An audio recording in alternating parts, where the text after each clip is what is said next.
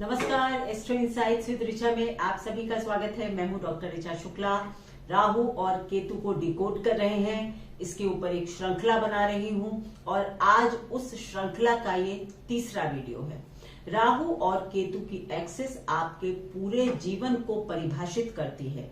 आपके जीवन में आप कहां पर कौन सा कार्मिक मतलब लेगेसी लेकर आ रहे हैं, क्या करने की इच्छा है, वो आप कैसे पूरा कर सकते हैं, इस सब को आज डिकोड करेंगे।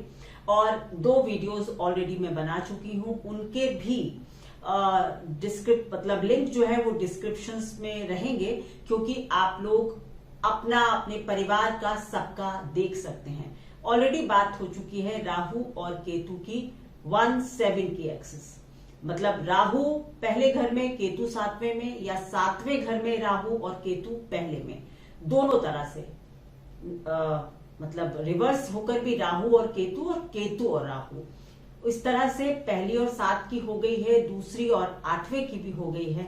आज बात होगी तीसरे और 9वें घर की एक्सिस। तीसरा घर और 9वां घर, यानी कि राहु अगर तीसरे घर में है, पहले इस पर बात होगी कि राहु अगर तीसरे घर में है और केतु 9वें घर में है तो क्या कार्मिक इंडिकेशंस आपको मिलते हैं, आपकी क्या ताकत है, क्या आपकी वीकनेस है, आपको क्या करना चाहिए। और उसके बाद बात होगी कि अगर केतु तीसरे में है और राहु 9th हाउस में है तो आपके क्या कार्मिक, मतलब कैसे ये एक्सिस बदलने पर क्या फर्क आ जाता है आपके जीवन में। चलिए देखते हैं। तो राहु अगर तीसरे घर में है, सबसे पहले जिस घर में भी राहु है आपको उस घर के बारे में सोच लीजिए क्या है वो। तीसरा घर कम्युनिकेशन है, तीसरा घर सिबलिंग्स है, तीसरा घर ट्रेवल है, तीसरा घर सोसाइटी है, नेबरहुड है, हमारी बोलने की ताकत, कम्युनिकेशन स्किल्स, हमारी मार्केटिंग स्किल्स, हमारा पुरुषार्थ, हमारे भाई बहन, और तो और हमारी तीसरा घर बहुत सारी चीजें दिखाता है। ट्रेवल मैंने बोल ही दिया, समाज से रिलेटेड जो भी हम कार्य करते हैं वो भी है, हमारी धन की स्थिति भी तीसरा घर बताता है, हमारे स्वास्थ्य को भी तीसरा घर दिखाता है, क्योंकि 8वें घर से 8वां घर भी होता है। इसी तरह हमारे पूर्व पुण्यों को भी दिखाता है, क्योंकि ये 5वें घर से 11वां घर होता है, यानी पूर्व पुण्यों का कितना लाभ मिलेगा ये भी तीसरा घर दिखा सकता है। यानी एक ही हाउस को अगर समझना हो तो आप बहुत तरह से समझ सकते हैं, यही ज्योतिष की एक खासियत है।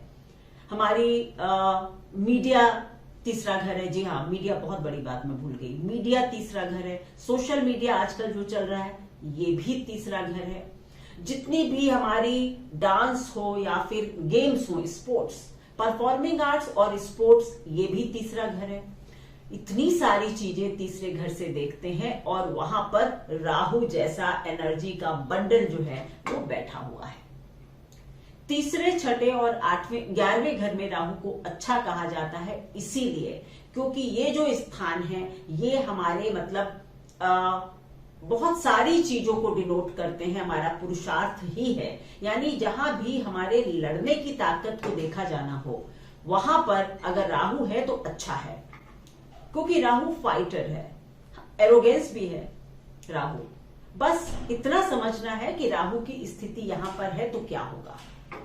आप बहुत अच्छे परफॉर्मिंग आर्टिस्ट हो सकते हैं, आप बहुत अच्छे स्पोर्ट्स पर्सन हो सकते हैं, मीडिया में बहुत बड़े नाम कर सकते हैं, कम्युनिकेशन स्किल्स तो आपकी बहुत होंगी अच्छी, लेकिन अगर इसका डिस्पोजिटर यानी जिस राशि में बैठा है राहु, उसका मालिक किसी 6, 8वें 12वें में है, अच्छी स्थिति में नहीं है, या क्रूर ग्रहों के साथ है राहु का डिस्पोजिटर, तो आपकी स्किल्स तो अच्छी होंगी, लेकिन आप कभी कभी मतलब इल या फाउल लैंग्वेज जिसको कहते हैं, गलत भाषा, गलत शब्दों का प्रयोग कर सकते हैं, अपनी भाषा में कई बार कर सकते हैं। पर अगर इसका डिस्पोजिटर अच्छा है या राहु के ऊपर बृहस्पति की दृष्टि है तो आपकी लैंग्वेज पर काफी आपका कंट्रोल होगा। मतलब कहां पर क्या बोलना है ये आप अच्छे से जानते होंगे।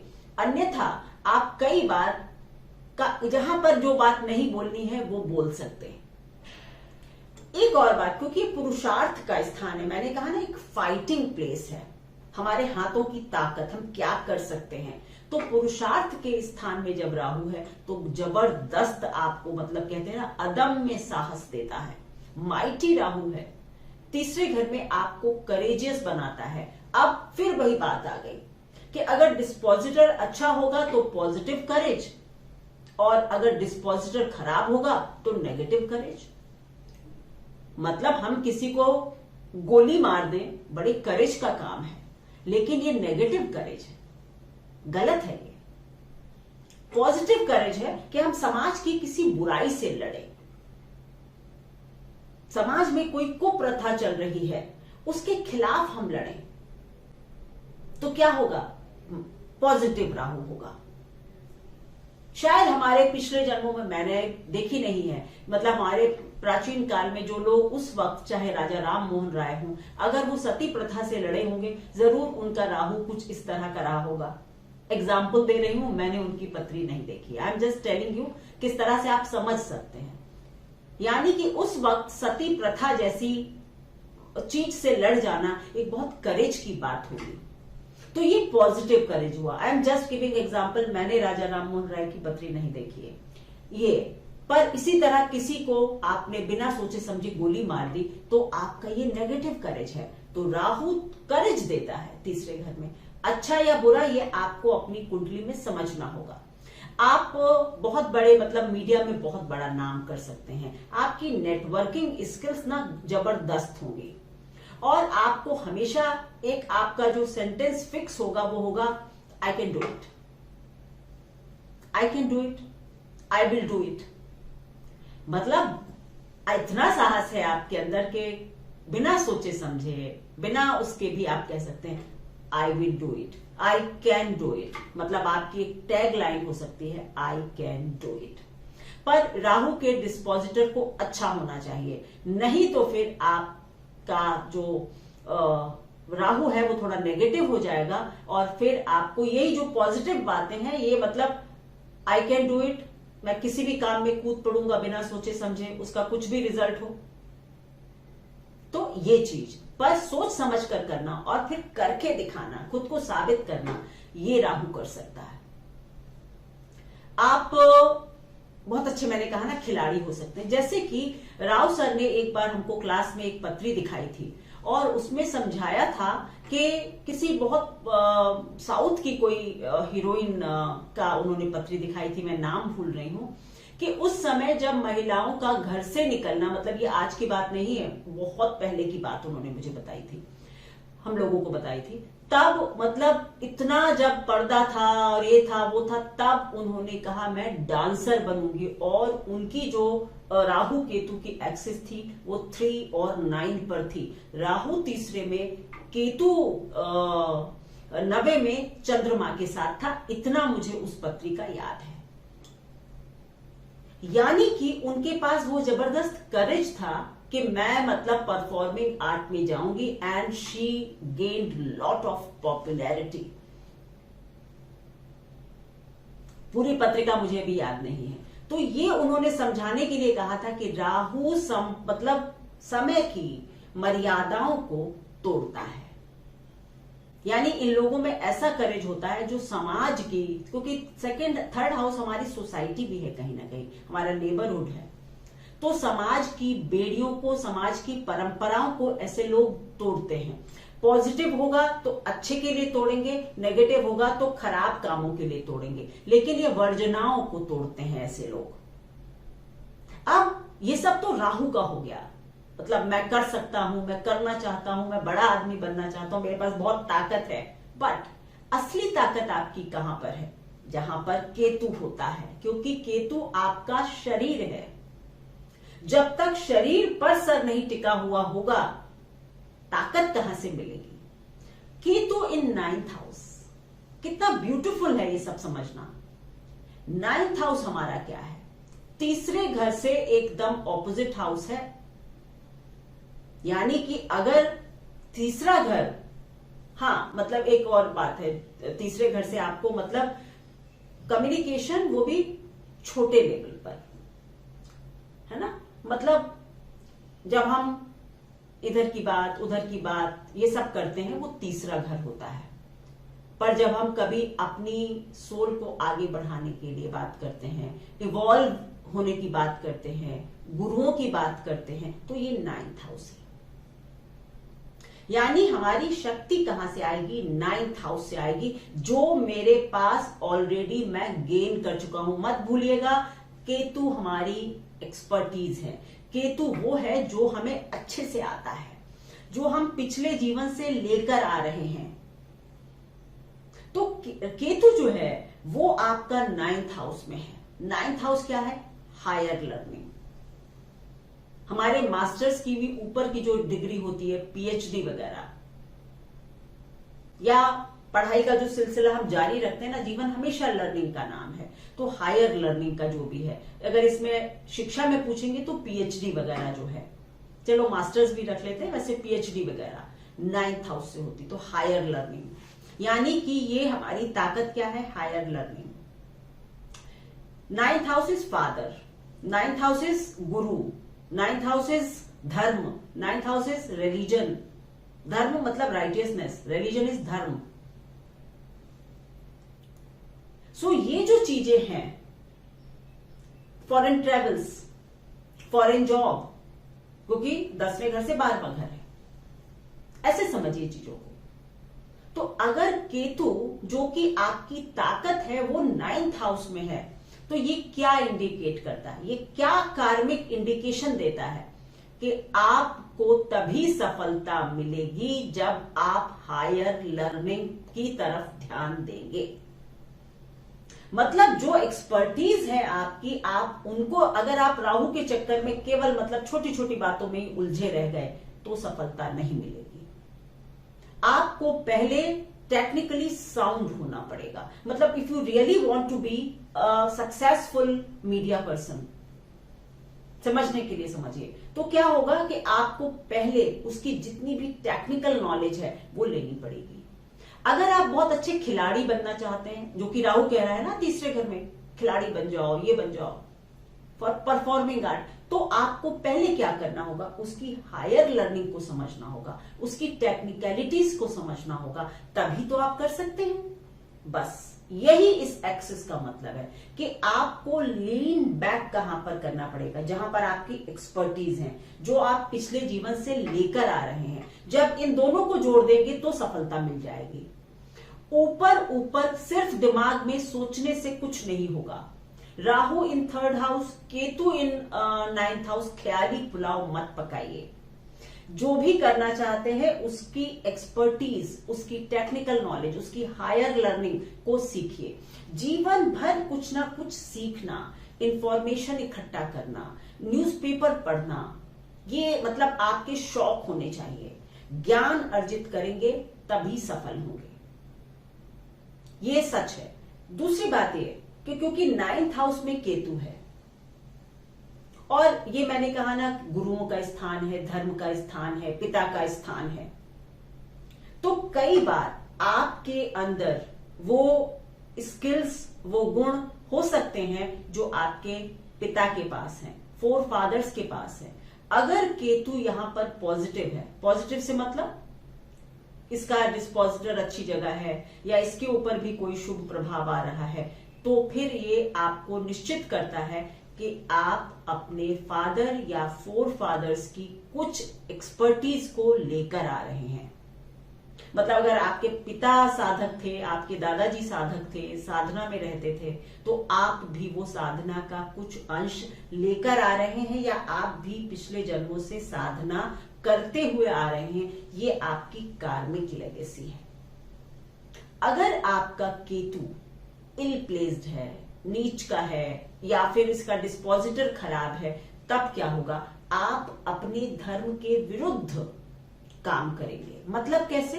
कि तब आप क्या करेंगे कि अगर आप हिंदू धर्म के हैं तो हो सकता है आप कहां नॉलेज गैदर करना चाहेंगे। मे बी आपका इंटरेस्ट हो कि आप कुरान को समझें, क्योंकि कहीं ना कहीं आप अपने धर्म को समझ चुके हैं और वहां पर आपको कुछ कमियां नजर आई थी। इस जीवन में आपने डिसाइड किया कि मैं और धर्मों को भी समझूंगा। केतु अगर एफ्लिक्टेड होगा तो ऐसा होगा कि आप अपने धर्म से अलग धर्म का ज्ञान लेना चाहेंगे, और अगर केतु पॉजिटिव होगा तो यानी कि आप अपने ही धर्म की एक लीनियज को, लेगेसी को आगे बढ़ाते हुए आ रहे हैं और आप आगे बढ़ाएंगे। आप अपने ज्ञान को, धर्म को मतलब देश विदेशों तक ले जा सकते हैं। 9th हाउस में भी केतु अच्छा माना जाता है, ऐसा मेरा मानना है, क्योंकि काल पुरुष में ये बृहस्पति की राशि है और बृहस्पति की राशियों में केतु अच्छा बिहेव करते हैं। अब वो आप देखेंगे कि अगर किसी भी राशि में आपके बैठे हुए हैं तो आप उनके डिस्पोजिटर को चेक कीजिए। Overall placement for Ketu in 9th house is not bad, so is with Rahu भी 3rd में बुरे नहीं, यानी कि ये एक्सिस तो एक पावरफुल एक्सिस है। आपको बस अपनी हायर लर्निंग, टेक्निकल नॉलेज, जैसे कि मैंने बताया ना, राव साहब ने हमको दिखाया था कि वो एक डांसर, तो पहले उन्होंने बहुत ट्रेनिंग ली एंड आई एम श्योर कि उनके वो एक कहते हैं ना कार्मिक, उसके साथ चंद्रमा भी था, यानी कि वो पिछले जन्मों में भी फाइन आर्ट्स बहुत अच्छे से जानती होंगी, या वो नृत्य की सारी कलाओं को, टेक्निकलिटीज को समझती होंगी, तभी उनका मन ये कह रहा था कि मैं यहां चली जाऊं। और क्योंकि वो बहुत पिछले जन्मों से जानती होंगी, उन्होंने अपनी हायर लर्निंग का और फिर सीखा भी होगा, फायदा उठाया और बहुत सक्सेसफुल हो गए। तो आपको भी यही करना है। आपका पूरा जीवन कहां जाने वाला है, 3rd हाउस और 9th हाउस का कार्मिक इंडिकेशन क्या है? आपकी मतलब कम्युनिकेशन, मेन आपकी मतलब बातचीत और आपका ज्ञान या आपकी हायर लर्निंग, मतलब छोटे लेवल पर अटके रहना या फिर अध्यात्म में, स्पिरिचुअलिटी में आगे बढ़ जाना, ये आपकी लड़ाई होगी। राहु कहेगा यही अटके रहो सांसारिकता में, केतु कहेगा जो करते आए हो, जिसमें एक्सपर्ट हो, वो काम करो। तो आपकी जो लड़ाई होगी, जो मतलब कैच है इसका, वो ये कि आप वर्ल्डली प्लेजर, वर्ल्डली गेन्स और स्पिरिचुअल गेन्स, इस एक्सिस पर आप अटके रहेंगे। जी हां, हमेशा। अब बात होगी कि अगर केतु तीसरे में है और राहु 9th हाउस में है, फिर क्या होगा?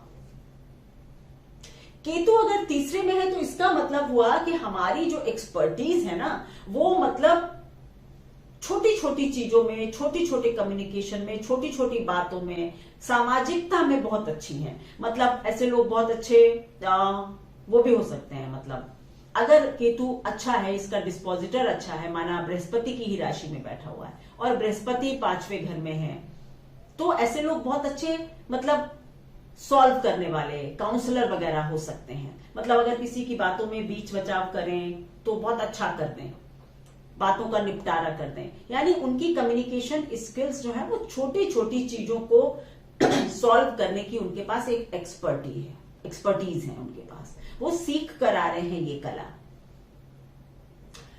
मतलब या आप जैसे कि social media, technical knowledge, data analytics, ये सारी चीजें हो सकता है आप पहले से सब सीख कर आ रहे हैं, आपको पता है how to go about it.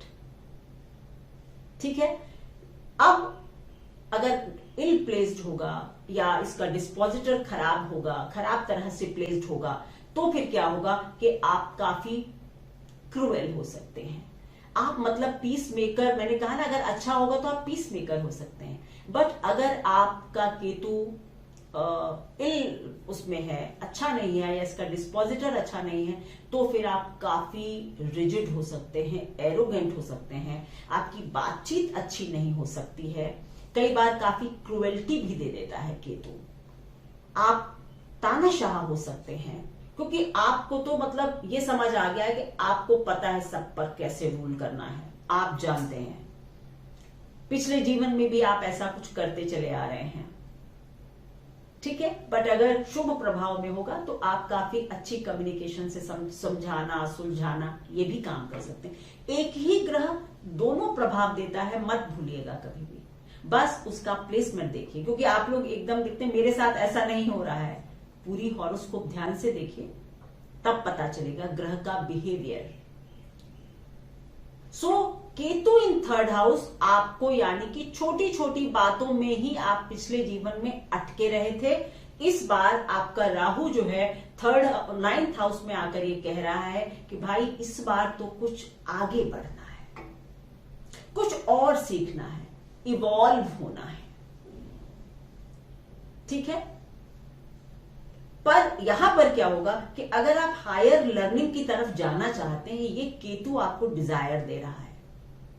ठीक है, धर्म में आगे बढ़ना चाहते हैं, स्पिरिचुअलिटी में आगे बढ़ना चाहते हैं, विदेश में जाकर लेक्चर्स देना चाहते हैं, नाम विदेशों में मेरा नाम हो ऐसा चाहते हैं। पर करना क्या होगा, आपकी ताकत या आपकी एक्सपर्टीज क्या है, छोटी छोटी बातों को पहले समझिए। मतलब हायर लर्निंग की तरफ जाने से पहले अपनी जो सांसारिकता की ड्यूटीज हैं या अपनी जो सांसारिक डिजायर्स हैं, मतलब वही आपकी ताकत है। इसका मतलब कि पहले छोटे छोटे मुद्दों से ऊपर उठिए। मतलब आप, ये तो आपका दिमाग यही अटका हुआ कि मेरे भाई को मेरी माँ ने ज्यादा क्यों दे दिया, मेरा ऐसा क्यों हो गया, मेरा वैसा, मेरे पड़ोसियों ने मेरे साथ मेरी कार क्यों ऐसे खड़ी कर दी। अगर आप ऐसी चीजों में उलझे रहेंगे जो कि आप पिछले जन्मों में उलझे रहे हैं, तो कहां हायर लर्निंग हो पाएगी। तो पहले आपको इन चीजों से डिटैच होना है ना। हायर लर्निंग की तरफ बढ़ ही तब पाएंगे जब पहले पेटी इश्यूज से, छोटी छोटी बातों से अपने आप को ऊपर उठा लेंगे।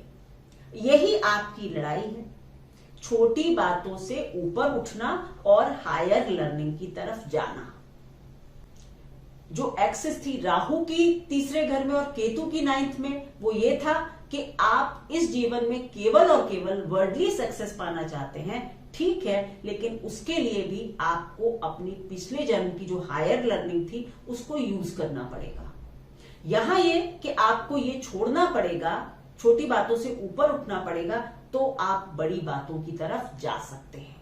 Rahu in ninth house again gives you an unconventional attitude towards dharma. Ninth house का राहु कई बार आपके पिता को भी ऐसा ही अनकन्वेंशनल बनाता है, क्योंकि नाइन्थ हाउस पिता का होता है। मे बी आपके पिता की भी जो थिंकिंग है वो अपने समय में काफी अनकन्वेंशनल रही हो, मतलब जो कि आपको लगे कि मेरे पिता तब मतलब समाज से थोड़ा सा अलग थे, उनका डिफरेंट एटीट्यूड था रिलीजन को लेकर, उनकी सोच फर्क थी, ऐसा हो सकता है। और आपके ऊपर भी उस सोच का जरूर प्रभाव पड़ा होगा, ये भी सच है, क्योंकि कहीं ना कहीं आपको वो अच्छा लगा होगा कि it's good my father is liberal, क्योंकि आपकी भी इच्छा इस जीवन में धर्म को अलग ढंग से समझने की है, एक नॉर्मल तरीके से नहीं कि मतलब एक आपने गुरु कर लिया और आपने, गुरु ने कहा कि बस जीवन में ऐसा करो, आपने कर लिया। Rahu in ninth house will not do. वो सब बातें सुन सकता है गुरु की, लेकिन फिर वो अपना दिमाग लगाएगा, उसको फिल्टर करेगा, तब आगे बढ़ेगा। जी हां, mark my words. Rahu in ninth house कभी किसी को फॉलो नहीं करता। मैंने कहा ना, राहु वर्जनाएं तोड़ता है, तो आप भी ऐसा ही करेंगे कि कुछ भी हो, पिताजी ने भी कुछ कहा, उसमें भी आप सोचेंगे मेरे लिए ये ठीक है या नहीं, या इसको कैसे मैं थोड़ा सा मॉडिफाई कर लूं अपने लिए। सो धर्म के प्रति पिता का भी एटीट्यूड ऐसा हो सकता है, आपका भी हो सकता है, और आप भी अपने धर्म से अलग भी धर्म का ज्ञान या प्रचार कर सकते हैं। जी हाँ, या आपका इंटरेस्ट हो सकता है और धर्मों में भी, या और हायर लर्निंग में जाने के लिए आप ये वर्जनाएं तोड़ दें धर्म की। मतलब ये नहीं कि मैं हिंदू हूं तो मैं केवल हिंदू धर्म को मानूंगा। अगर मुझे कुरान में कुछ अच्छा मिलता है तो मैं उसको पढ़ूंगा, अगर मुझे बाइबल में कुछ समझ आता है तो मैं उसको भी ग्रहण करूंगा। इस मामले में 9th हाउस का राहु अच्छा होता है, मेरा ऐसा मानना है कि ऐसे लोग काफी लिबरल होते हैं और मतलब एक खुला दिमाग भी कह सकते हैं या अनकन्वेंशनल दिमाग भी कह सकते हैं। लेकिन आपको अपनी हायर लर्निंग की तरफ जाते जाते फिर वही बात है, सेकेंड पार्ट ऑफ लाइफ होगा। पहले आप जीवन के पूर्वार्ध में छोटी छोटी बातों में ही उलझे रहेंगे और यही आपकी लड़ाई है। सामाजिकता, अपने समाज के आसपास भाई बहनों के लिए, वर्क के लिए, इसमें उलझे रहना और हायर लर्निंग में पहुंचना, यही आपकी एक लड़ाई है। इसी एक्सिस पर मतलब सांसारिकता और धर्म के बीच में आप झूलते रहेंगे। ये आपको राहु और केतु की 3rd और 9th की एक्सिस को मैंने समझा दिया। Whether Rahu is in 3rd house, Ketu in 9th, और Ketu in 3rd house, Rahu in 9th, दोनों का ही एक्सप्लेनेशन मैंने आपको दे दिया है। अपने अपने हॉरोस्कोप को देखें, अपने मित्रों के हॉरोस्कोप को देखें और आप फिर अपने जीवन में किस तरह से क्या कर सकते हैं उसको कहते हैं ना, एक रोड मैप आपको राहु केतु की एक्सिस प्रोवाइड करवा देती है। और उसके बाद क्या है, आपको बस रास्ता पार करना है, आसान हो जाती है चीज। यहां पर जो मेरे टिप होगी इस एक्सिस के लिए वो क्या होगी कि अगर केतु तीसरे में है तो छोटी छोटी बातों से ऊपर उठिए, तभी राहु की इच्छा पूरी होगी।